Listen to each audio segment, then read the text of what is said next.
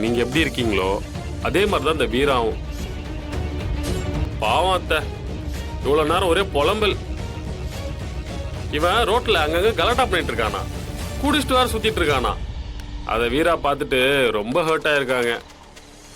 நான் தான் சொல்லி புரிய வச்சு சமாதானப்படுத்தி தூங்க வச்சுட்டு வந்தேன்.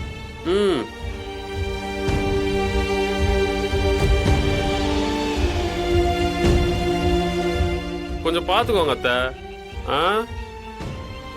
ஏன்னா வீரா தான் இந்த குடும்பத்தோட அடையாளம். வீராக்கு எதுவும் ஆயிடக்கூடாது. அவளை சந்தோஷமா பார்த்துக்க வேண்டியது உங்க பொறுப்பு. சரியா என்னத்த? நான் என்னதான் சொன்னாலும் வெளியாளு ஒரு அளவுக்கு தான் சொல்ல முடியும். இதுக்கு மேல நீங்க தான் பார்த்துக்கணும். சரிடா.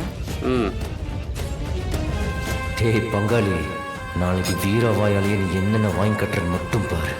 பழைய மாற யாருன்னு பாப்படா. இன்றே டவுன்லோட் செய்து உங்கள் ஃபேவரட் ஷோக்களை என்ஜாய் பண்ணுங்க.